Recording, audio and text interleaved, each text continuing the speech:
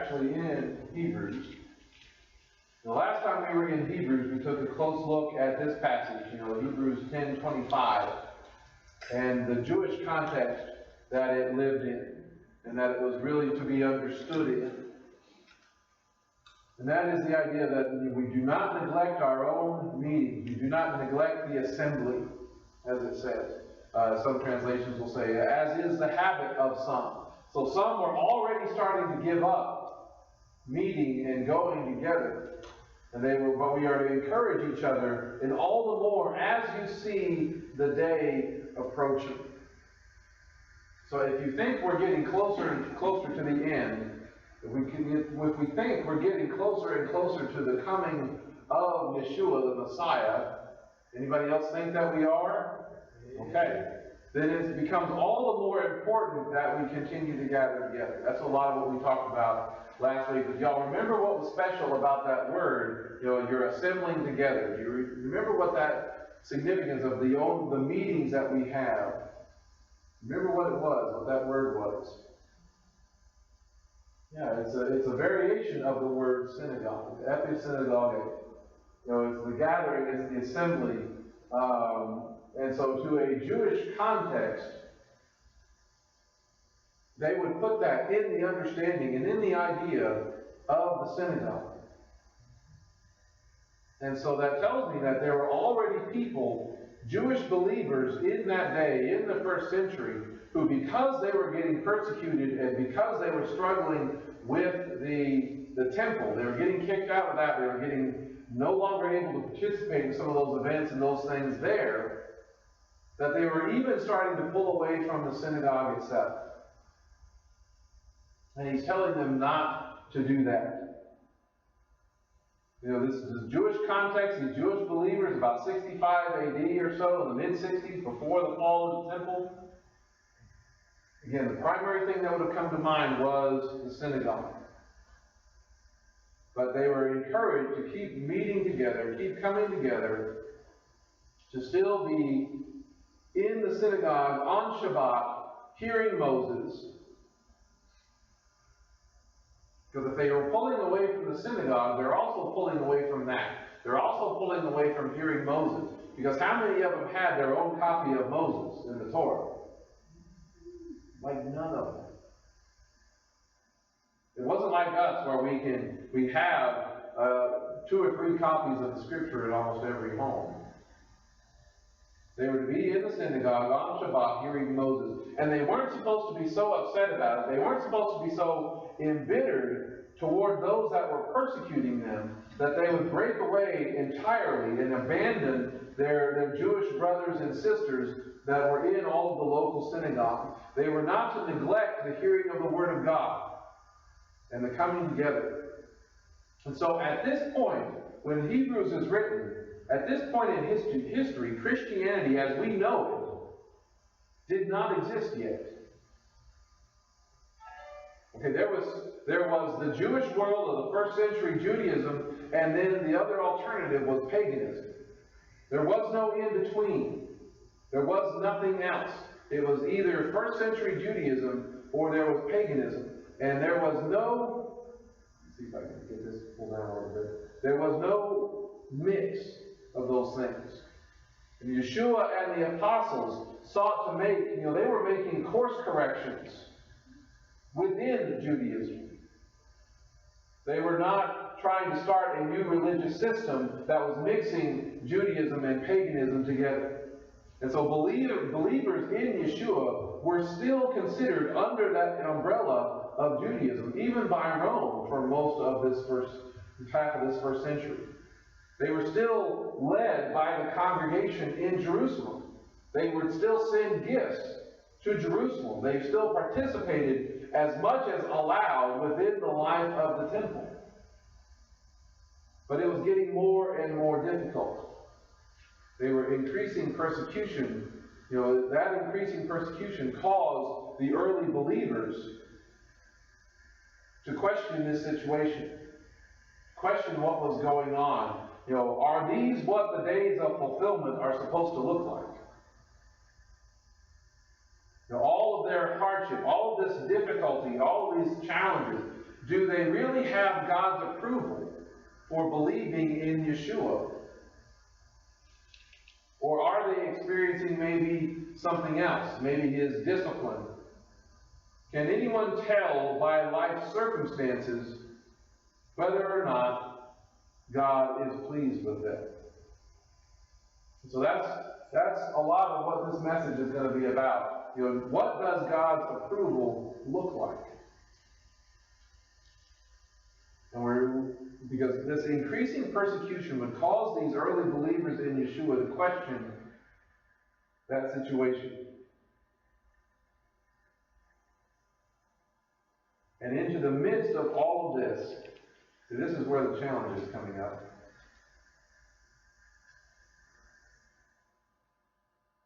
They would be asking this question: how do their lives compare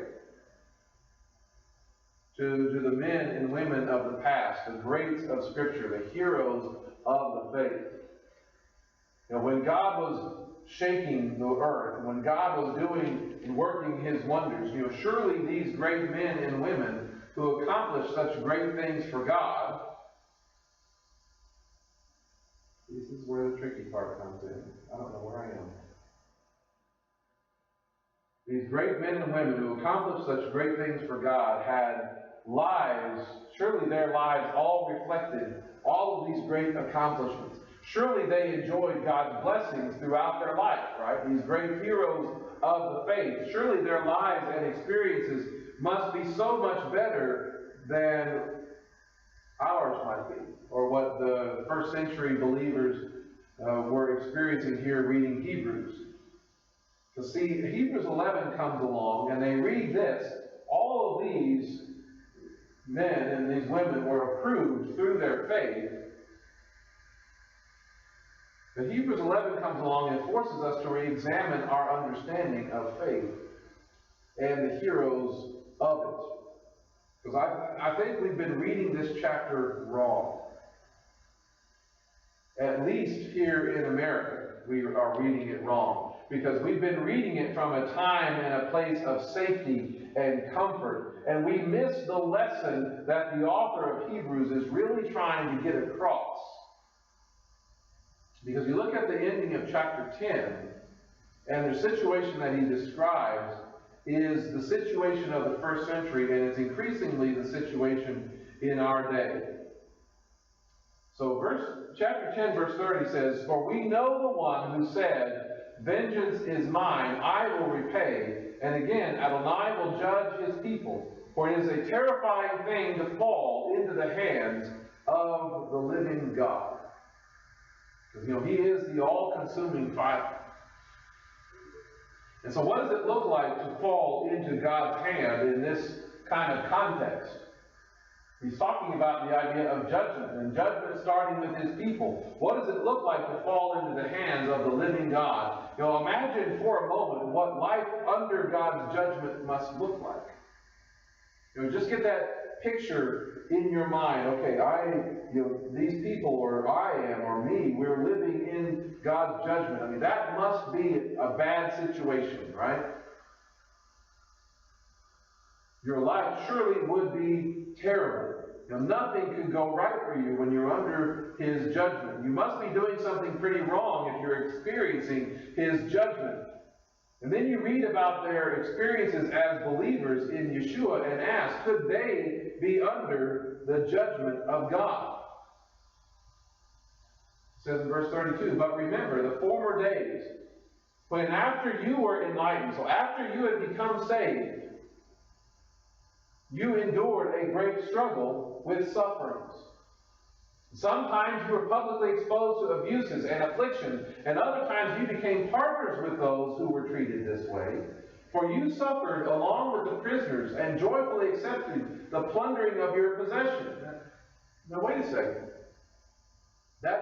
When you had that picture in your mind of what life under God's judgment must feel like, that almost sounds like what I would be imagining life of God's judgment would sound like. Does that sound like a life of blessing from God? That doesn't sound like, I don't know, your best life now or anything like that, does it?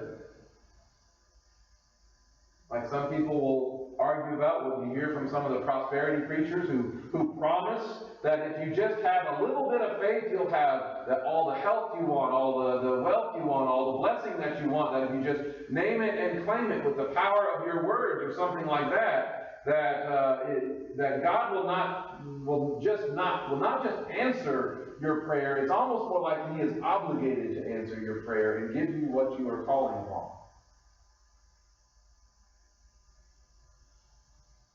We have no idea just how bad and how wrong that kind of thinking is. That kind of theology is. And we must also understand how wrong it is to assume that if your life is pretty good, if you have wealth, and you're largely free of trouble, that you must somehow have the blessing and approval of God. Because on the flip side of that assumption that, hey, if everything is going great, we must have God's approval, the flip side is that we assume that if your life is hard or difficult, that God must not be pleased with you. That don't hear me wrong, because some do experience God's blessing through what we think of in the sense of those things of wealth and long life and happiness and all of that. Those things are not necessarily wrong.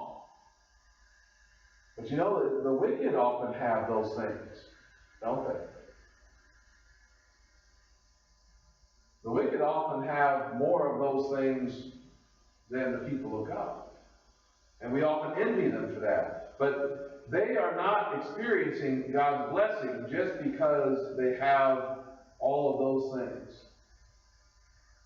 They are getting the best of what this world has to offer. And what they are getting here and now is the best they're going to get. The enemy is rewarding them, and they are many times living a life that God has given them over to. In all of their wealth, in all of their what appears like blessing, they're not necessarily living, and they're really not, the wicked are not living under God's blessing. They are living under those things that God has given them over to. Remember Romans chapter 1. It says, and just as they did not see fit to recognize God, God gave them over to a depraved mind to do what is not fitting, and they became filled with all unrighteousness, wickedness, greed, and evil.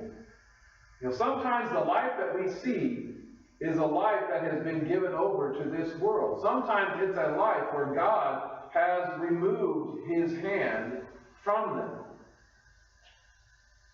And even in all the wealth and things that they have, God's hand is removed from them.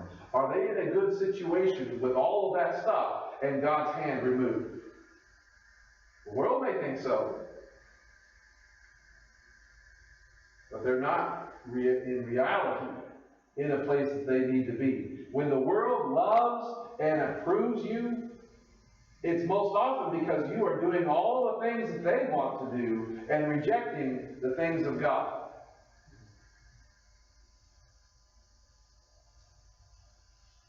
Romans 1 continues on. It says, though they know God's righteous decree, they know on some level what God wants from us and what He would want for them to do and how God would want them to live, that those who practice such things deserve death. They know that God's decrees about judgment, they know that things are wrong, but they want to do them anyway. It says they not only do them, but also do what? They approve of others who practice the same. In fact, Peter talks about it in the sense of, if you're not going along with them, they heap even more abuse upon you. Are we seeing that in our day? Where the world is heaping abuse upon those who want to live by the standards of God. Yeah, we're certainly seeing a lot of that.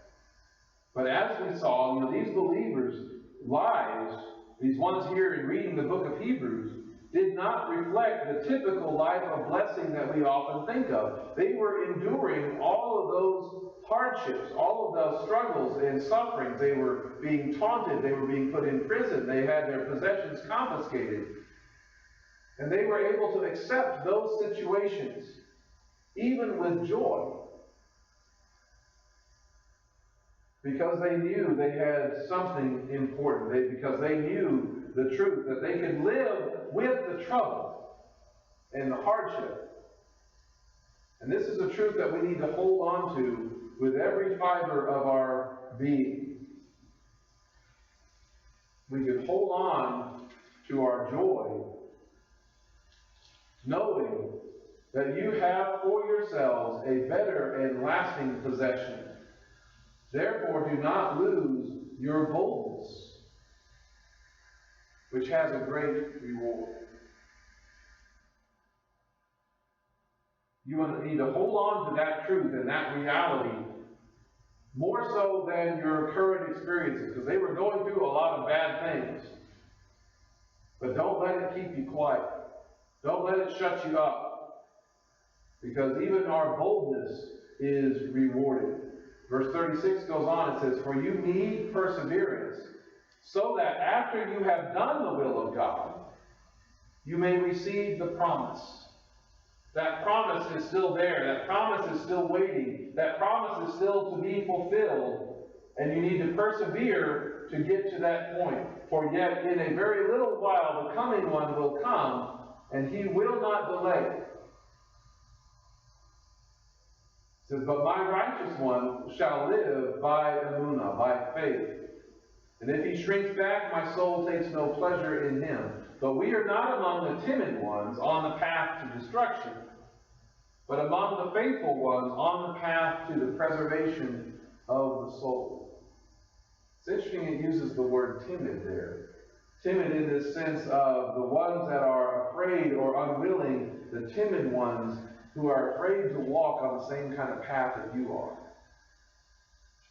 They're afraid to walk that hard path of difficulty, hardship, and suffering. They're going to try to pull back away from that, the timid will, so they can have the benefits of the life of comfort and ease. Boy, I don't know how that's showing up in the world today. Hey, if you'll just go along with everything and everything where the world is going and everything that the government wants you to do, you'll be able to do this, you'll be able to do this, and go here and do all of that. But if you don't, well, then you have to kind of stay in your home, in your room. That sound familiar? See, it was in this kind of context that Hebrews 11 was written, to the people who were going through hard times, to a people who were questioning if they're on the right side due to all of this hardship, to a people who were asking and wondering, are we really people of faith? And if we were, would we really be going through all the troubles that we are? Because surely the great heroes of the faith, they didn't have to put up with this kind of stuff. Surely the fathers knew a life blessed of God. So let's compare some of these heroes with the life of the first century Jewish believers, and in so doing consider our own lives. Because interestingly enough, when you get to chapter 11, and you're reading about faith, faith is the substance of things hoped for, the evidence of realities not seen. As for by it the elders received their approval, or their commendation. Right? What's really fascinating about this, and this starting of this list of the heroes of the faith, the first name that it mentions is not Adam. The first name that is mentioned is Abel. It says in verse 4, "By faith Abel offered God a better sacrifice than Cain, for through faith he was commended as righteous when God approved of his gifts. And through faith he still speaks, although he's dead." That's an interesting first choice. God commended Abel's heart of worship. He approved and accepted his offering. And man, I hope all of us should say, yes. I sure hope he says and thinks that of me. But how was Abel's faithfulness rewarded? Did Abel experience a long and blessed life of God's abundance and favor? Nope. His life was cut short. Abel was killed by his brother Cain. His head was bashed in with a rock because of his faithfulness to God. Abel was the first example of faith in Hebrews 11, and he was also the victim of the first murder. And Cain, the murderer, actually lived much longer than the faithful Abel. And that doesn't seem right. Does that sit well with y'all? It doesn't sit right with the way that we think the world and everything operates. Why would Cain get a long life on earth? And if you remember the account, Cain even had God's protection, that someone would avenge Abel. But why would Cain experienced a long life on earth while the faithful Abel's life ended prematurely? That's just kind of odd. See, this is the beginning of the lesson that Hebrews 11 is really trying to teach. Because the next man mentioned was Enoch. He pleased God with his faith, but he didn't really live to a ripe old age either. It says, by faith Enoch was taken so as not to see death, and he was not found because God took him. For before he was taken, he was commended as pleasing God. So this faithful man's life was also cut relatively short. He lived for how long? You all remember? 365 years. 365 years. That's about a third of the lifespan of some of the others. Like his own son Methuselah lived the 969 years, wasn't it? Yes. He lived about a third of Methuselah's life. And again, that doesn't seem right. Shouldn't the faithful be rewarded with the long life? Apparently not. Apparently the good sometimes do die young, or don't die, in Enoch's case.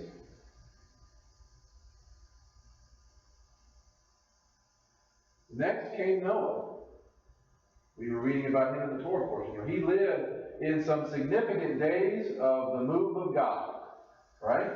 I mean, God was moving in huge ways. But he also lived in a day that saw some of the most wickedness ever presented. He lived among a generation that was the most wicked one of those that ever lived. That's not going to really appear again until the days are approaching and we see the Lord approaching. He went through the greatest catastrophic event the earth has ever seen. And again, we're not going to see anything else like it until Yeshua returns. So Adonai said, I will wipe out humankind, whom I have created, from the face of the ground, from humankind to livestock, crawling things, and the flying creatures of the sky, because I regret that I made them. But Noah found favor in God's eyes. So in the midst of all of that destructive stuff, Noah finds favor. Noah finds grace. Now Noah's life, if you think about it, do you think it got easier or got better after the call came from God to build the ark? Do you think it got easier or better after the call? In a lot of ways, it really kind of got worse. You look at Hebrews chapter 11, verse 7. It says, by faith Noah, when warned about events not yet even seen, in holy fear he prepared an ark for the safety of his household. And through faith he condemned the world and became an heir of the righteousness that comes by faith. So, as he is building, what is he doing? He is preaching righteousness to one of the most wicked generations that have ever lived. Now, how does the wicked usually respond when you start trying to preach righteousness to them? They're like, yeah, Noah, love it, keep it up. I want to hear more. What do they tend to do? They tend to push back, don't they? They try to shut you up. They try to shut you down. That's probably more like what was happening while Noah was preaching righteousness. Because he didn't gain that generation's respect and admiration. Do you think they said glowing things about him and his family?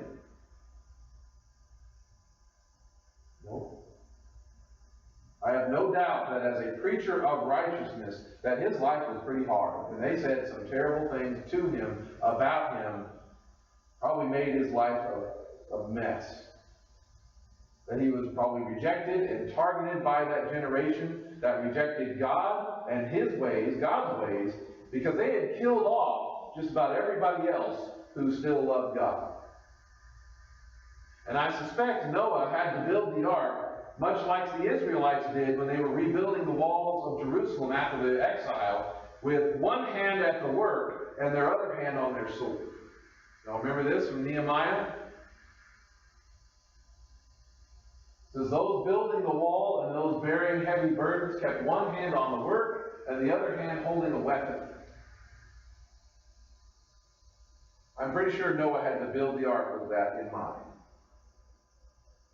So each of the builders had his sword strapped to his side while they were building, and the shofar blower was beside me. That does not sound like an easy life, a life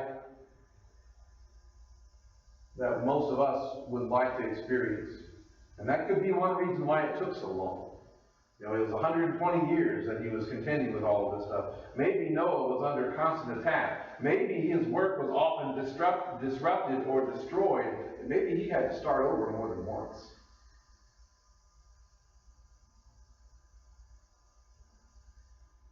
Those building the wall, bearing these burdens, had one hand on the work and the other hand holding a weapon. Then comes Abraham, Father Abraham, and his wife Sarah.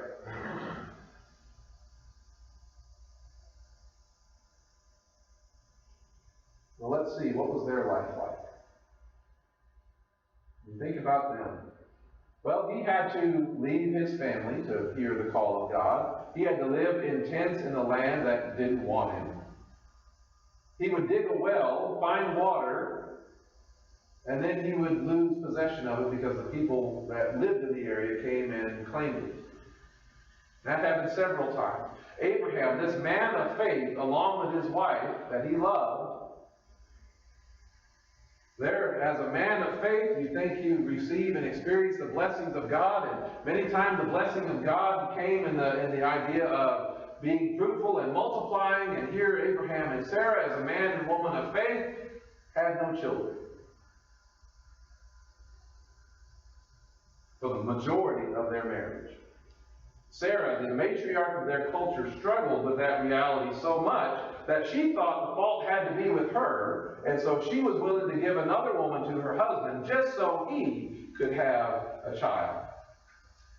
And when that girl quickly became pregnant, well, it was pretty apparent that the problem wasn't with Abraham. And this woman of faith would have carried that burden for decades. Then you get to Isaac. You know, Isaac, as a man of faith, he never left the promised land, but he was almost killed by his father. You know, and he had 2 sons, but didn't really have a very peaceful family life. You think about Isaac as a man of faith, you know, he, along with Grandpa Abraham, would have trained up his 2 boys in the right way. You know, they would have followed the Proverbs principle, training up the sons in the way that they should go, in the ways of the Lord. So when they're old, they won't depart from it. Surely these 2 men would have been able to train both those boys to live and walk a life of faith. Did it work out that way for them? Well, it did for one. Jacob, although most of us think that he was really not. The other guy, Esau, well, we know he didn't. See, he did such a great job as a man of faith with his children that his one son tried to kill or wanted to kill the other. Are you seeing a pattern here of a life of faith? Does that mean that things are easy? Does that mean that you always experience the good life and the blessing and all of those other things, even when you are trying to live for God? So you get to Jacob. Surely Jacob then experienced the blessed life of a man of faith. I mean, it said, this is the one verse about Jacob. It says, by faith, Jacob, the man whom the nation is named for, he, as he was dying, blessed each of his sons, the sons of Joseph, and he bowed in worship while leaning on the top of his staff. And again, I find that odd, because nothing of his life until he's an old man and dying is mentioned. Well, maybe they should be so familiar with his story. I mean, the Jewish believers would have known his story. But notice, Jacob is considered a man of faith. He's not considered, the trickster or the deceiver like most of us have been taught. He is a blameless man, is the way Genesis talks about him. He's not just the quiet man or the mama's boy, but he had a lot of hardships, even as a man of faith, fleeing from his brother, being deceived and manipulated by Laban for 20 years. He experienced conflict. He experienced famine. Jacob lost his wife Rachel at the birth of his last son Benjamin. And as far as as far as Jacob knew, he lost his favorite son to a wild animal. Surely a man of faith wouldn't have such a hard life. Jacob only had that life. This is how we tend to think of it. Jacob had that life because he deserved it. Because he was the deceiver and the trickster and all that stuff. But yet he was said that he was a man of faith. In verse 22, this great man of faith, when you look about Joseph, in verse 22, Joseph, this great man of faith, was rejected by his brothers. He was sold into slavery. He was wrongly thrown in prison. Then came Moses in verse 23. Clearly the man of faith, the man who spoke with God face to face, the man who received the Torah and solidified the nation. Surely he experienced, the easy life of faith. By faith, Moses, when he was born, had to be hidden for 3 months by his parents, because they saw that he was an extraordinary child, and they were not afraid of the king's decree. And by faith, Moses, when he had grown up, refused to be called the son of Pharaoh's daughter.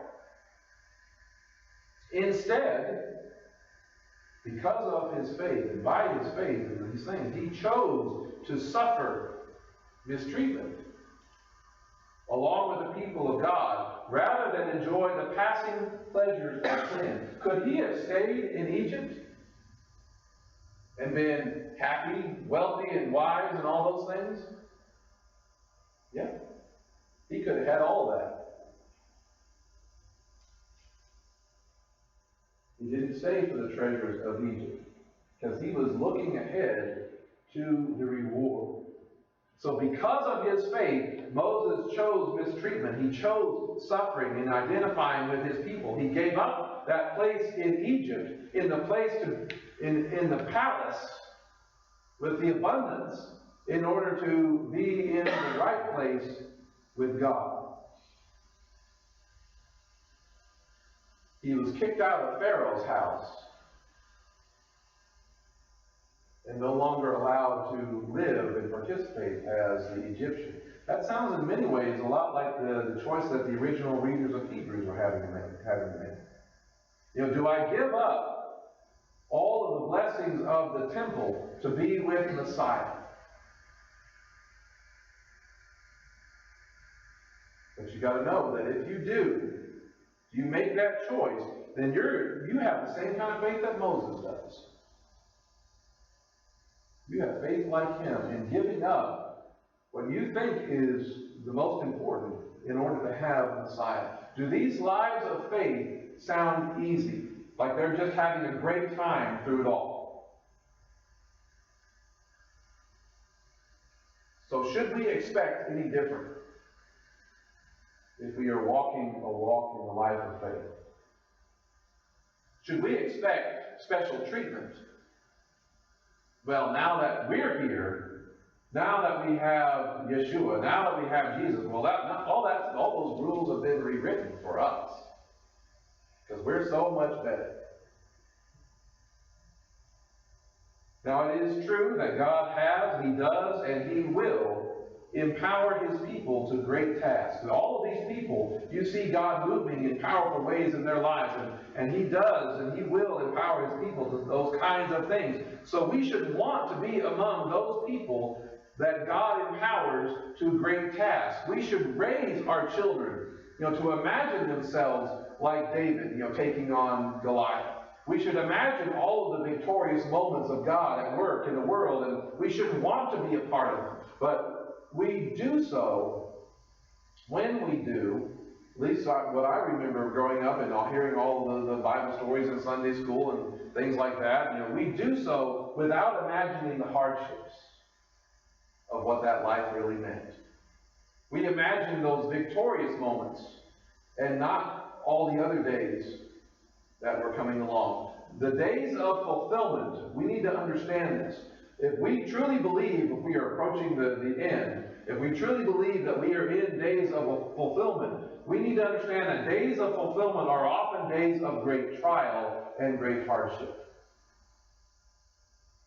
How many Jewish kids have been raised over the generations wanting to be like the generation of the Maccabees, rising up and victoriously kicking out the invaders, without really thinking about or realizing just how many of the Jewish people were being killed and oppressed that made that uprising even necessary. How many moms were seeing their sons killed right in front of them? So these great moves of God often come during times of great conflict, and they often come at times of great cost.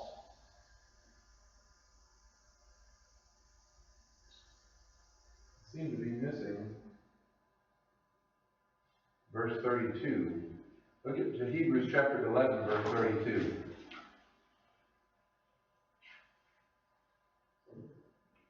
It says, "And what more shall I say? For time would fail me if I tell of Gideon, of Barak, of Samson, Jephthah, and also of David, Samuel, and the prophets. By faith they conquered kingdoms, administered justice, obtained promises, and shut the mouths of lions." So they were seeing some great moves of God. But what did they have to experience to get to those great moments? Verse 34, they quenched the power of fire. They escaped the edge of the sword. They were made strong out of weakness, became mighty in war, and made armies flee. Women received their dead raised back to life. Man, that sounds great. Hey, they received their dead back to life. But what did they have to experience first? The guy dying, or whoever it was dying. Do you think they enjoyed that?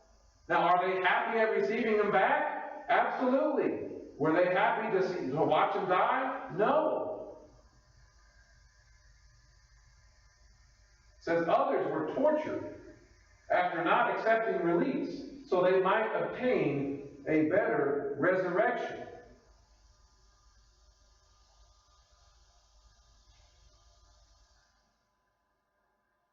Now, how many of you grew up hearing or knowing this song? Anybody know it? There to be a... Nobody else knows this song? There to be a Daniel, there to stand alone, there to have a purpose firm, there to make it known. Anybody else know that song? Surely, I'm not like one person over here kind of deal. Standing by a purpose true, heeding God's command, honor them, the faithful few, all hail to Daniel's band. I can't believe nobody else knows this song. I'm embarrassed for you. So it's encouraging kids to dare to be this Daniel, right? But do you really want to go through what Daniel had to go through in order to be a Daniel? I, for one, do not. Because he watched his nation fall. He was captured and taken off into captivity at about 15 years old. He was likely made a eunuch. He was forced to learn a new language. He was forced to at least learn a new religious system and new gods. He lived under the threat of death multiple times. He saw terrible and frightening visions of the future. He was hated and attacked by rivals who were jealous of him. He was thrown in jail. He was sentenced to execution and thrown into the lion's den. Yeah, sign me up for that one.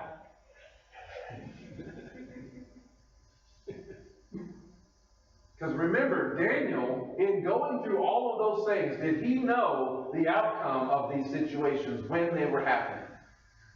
No. He didn't know the outcomes of any of those things.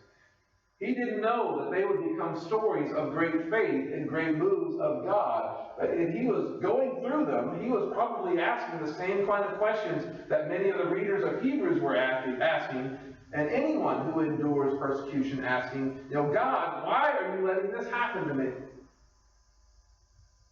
What did I do wrong? Have I displeased you? See, the author of Hebrews was wanting to teach the opposite of how we typically read this chapter. He wants his readers to know that the heroes of the faith actually endured great suffering and hardship before they became heroes.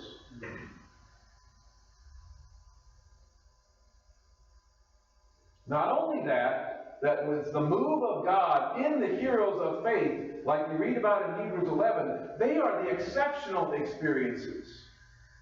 They are not the everyday experiences. They're not the normal and usual ones. These are the ones that you hear about and know about because, man, God did something amazing in this moment, in this person's life.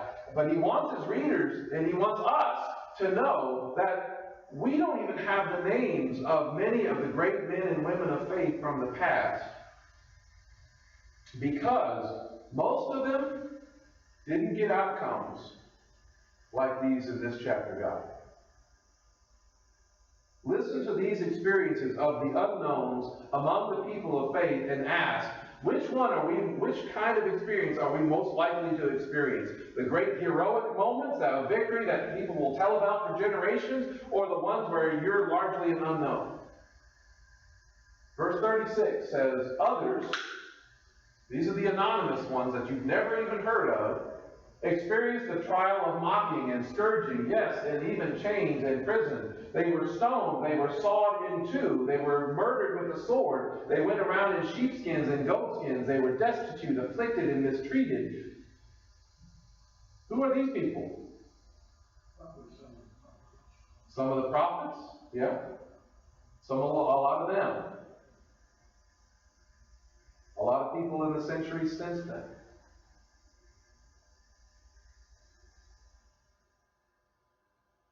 See, that's not the kind of life and experience most of us, as trying to be faithful to God, want to experience or look forward to. That's not what we expect from our walk of faith. I mean, after all, I'm supposed to be blessed. But which one are we most likely going to face? Most of us are not going to get the heroic, victorious story that gets written down and read for generations. Most of us are likely to be the unknown story that is known only to who? Only to God. The heroic stories are the exceptions, and we're more likely to be one of those. And we hear more of those kinds of accounts we're hearing more of the accounts of our brothers and sisters in Messiah being persecuted, arrested, imprisoned, and killed. That's going on in our day. We're hearing vague ideas and concepts coming out of Nigeria, Afghanistan, or China. How often do we hear their names? We don't. Usually we hear numbers. Sometimes usually all they'll get is 100 or an estimate of how many. But even these unknowns are included in the chapter of faith with the grace. We need to understand that. You know, it's said of these kind of people of faith that they all died in faith without receiving the things promised, but they saw them and welcomed them from afar, and they confessed that they were strangers and sojourners on the earth. So these believers died in faith. These great heroes of the faith died in faith, sometimes because of their faith, but they did not get to experience the fulfillment of God's promises during their lifetime. And the world and many believers will judge situations like these wrong. Some will see these kinds of situations as tragic, as sad, as a waste. They'll say that, well, God couldn't save them. Now, is that true?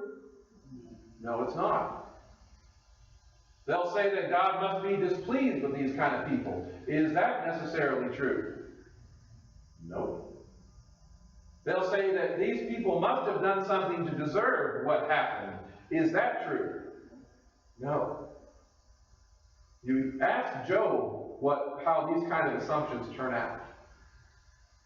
You know, the author of Hebrews wants his readers to know that their hardships and their persecutions for standing on faith in Yeshua HaMashiach is not a sign of God's disapproval, but his approval.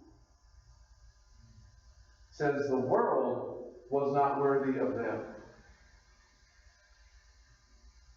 They wandered around in deserts and mountains and caves and holes in the ground. Doesn't that sound how like they talk about things that are happening in Revelation? Where people are being saved and delivered and kind of taken out into hiding places? Fleeing to the mountains and things like that?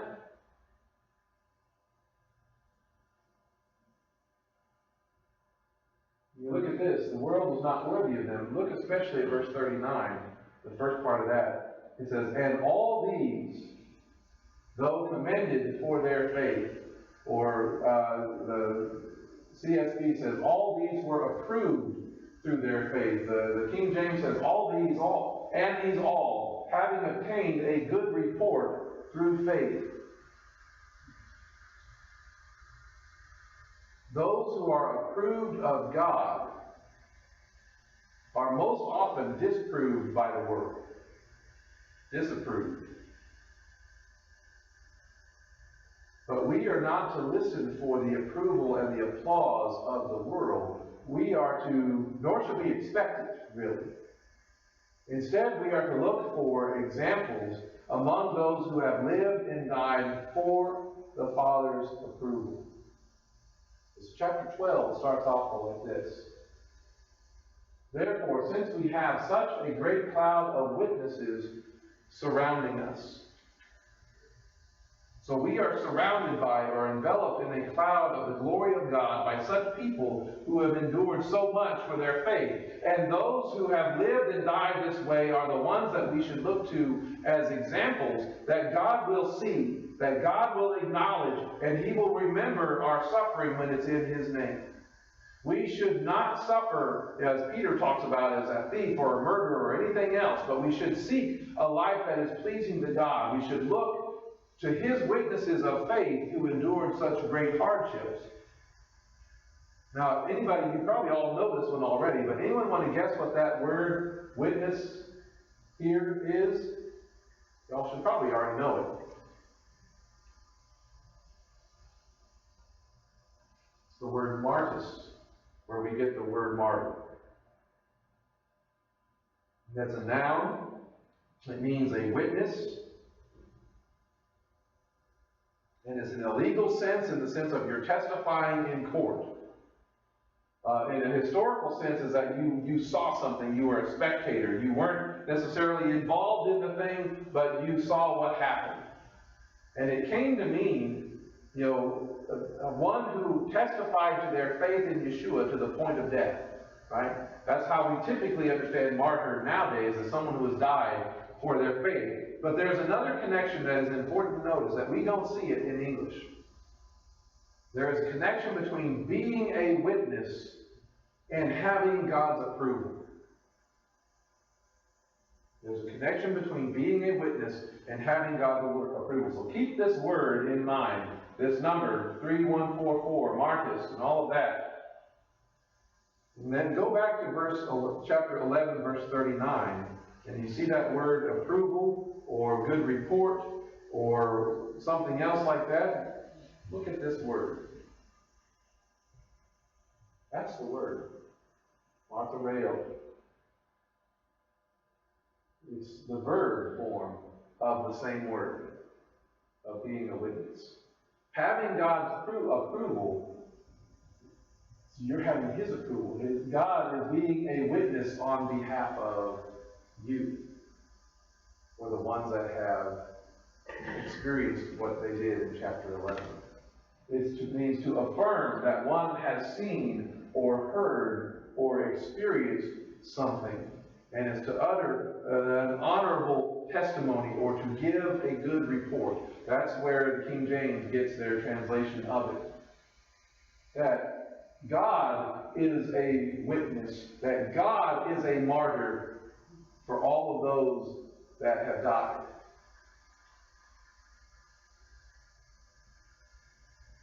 You know, we can be witnesses for Him because He has witnessed us in our struggles, in our suffering. He is El Roy, the God who sees.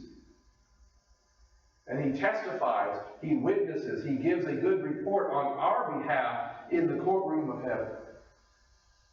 And so because He sees our witness, then we no longer have, when He knows exactly what's going on, and as most of us experience, we don't experience the great deliverances of things like that, we have no more excuses. We have no more things to worry about. It's like, oh man, I'm unpopular. Oh man, they're saying bad things about me. They're condemning me. They're putting me in jail or whatever else. We have no more excuses about what the world approval is doing toward us. Because we need to stop finding reasons why we won't live by faith and start standing on the reasons why we will.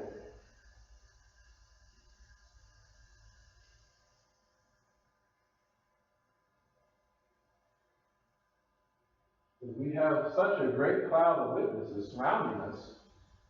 We need to get rid of our excuses. Let us also get rid of every weight and entangling sin, and let us run with endurance the race that is set before us.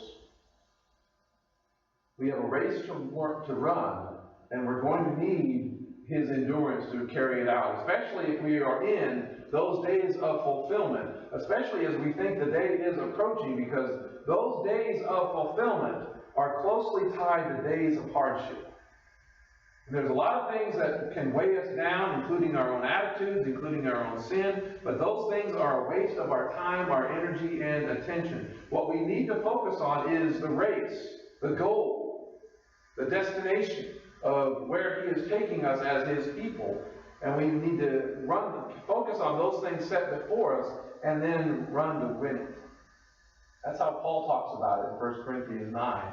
He says, don't you know that in a stadium the runners all run, but one receives the prize? He says, run in such a way that you may win.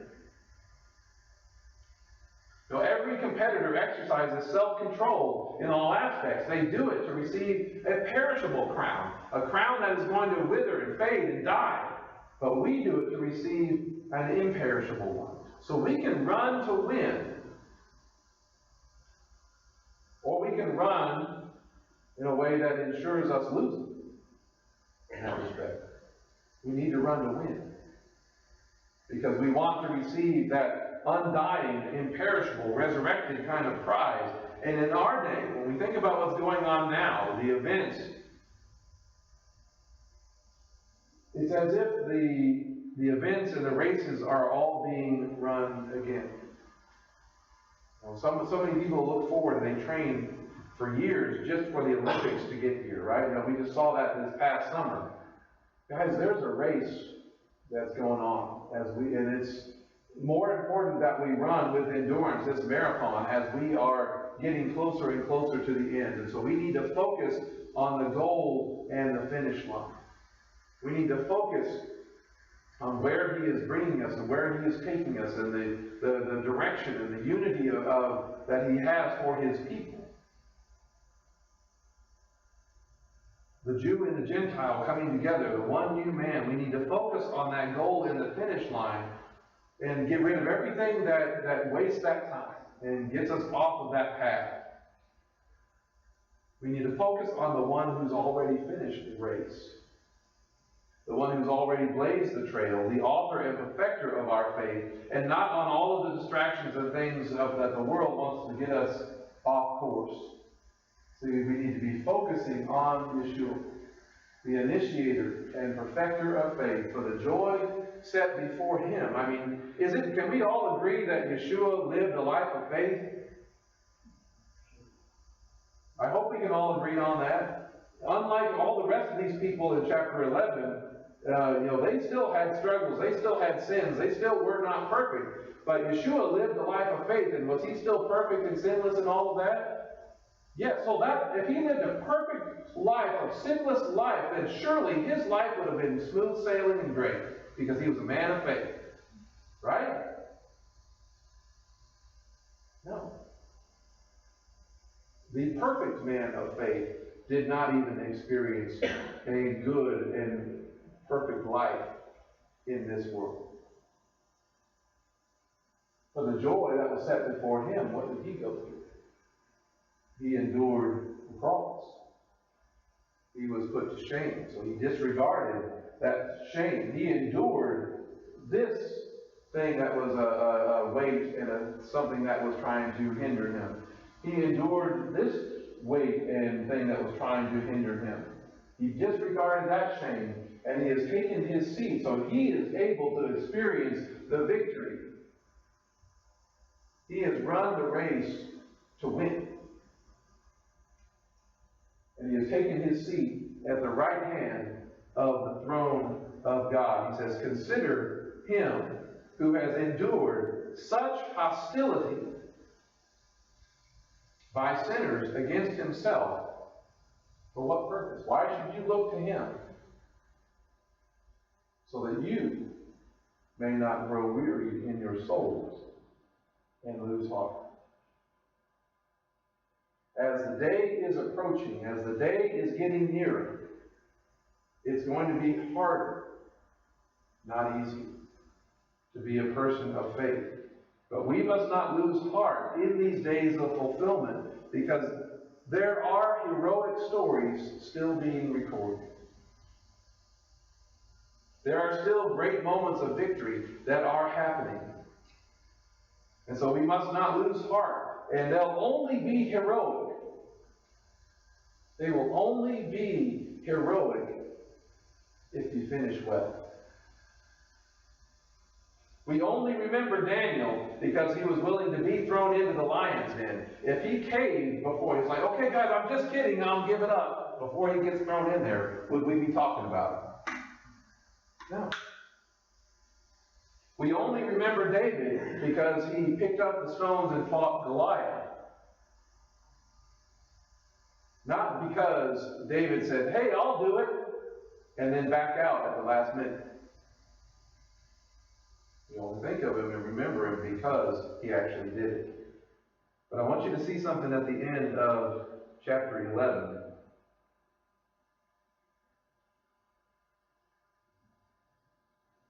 Because God has provided something better for us, so that only with us would even these great heroes of the faith reach the finish line.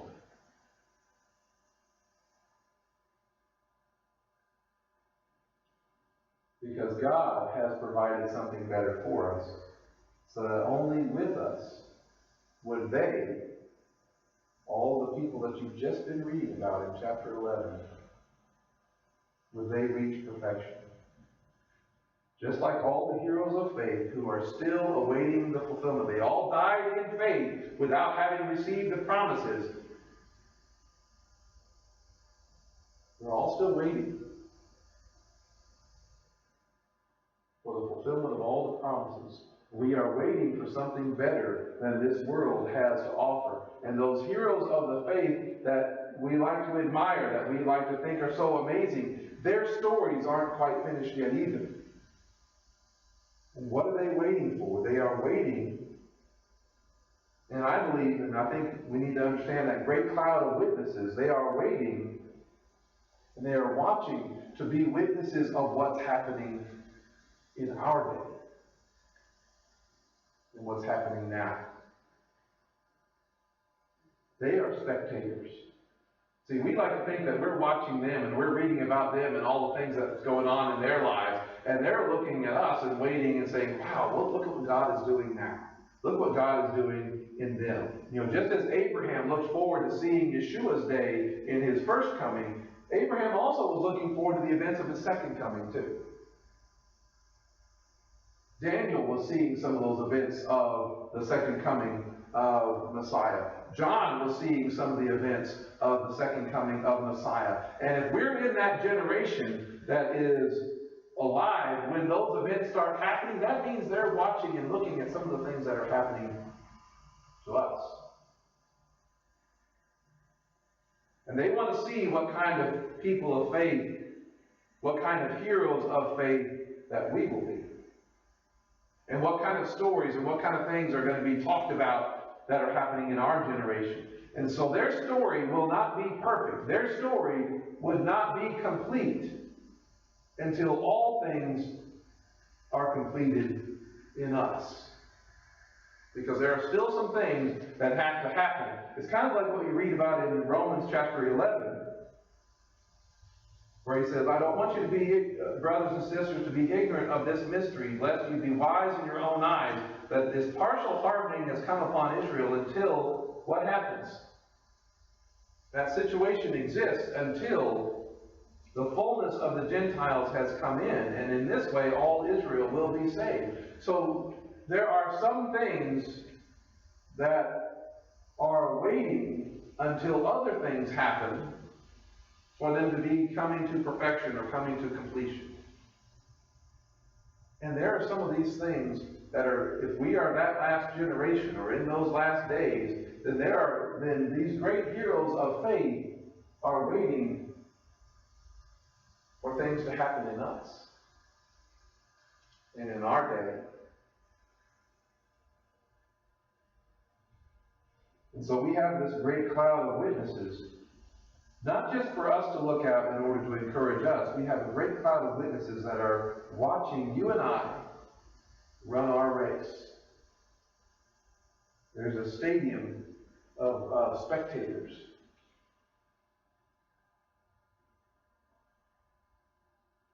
And so because of all of that, in the midst of our hardship, in the midst of our difficulty, in the midst of the fact that some of these things may be getting worse in the days ahead, we need to keep all these things in mind, and so we need to draw near with a true heart and full assurance of faith, with hearts sprinkled clean from an evil conscience, and body washed with pure water. Let us hold fast the unwavering confession of hope, for he who promised is faithful. And let us consider how to stir up one another to love and good deeds. Let us encourage each other to not even give up assembling together. Because in those days, in those hardships, this is what running the race with endurance is going to have to look like.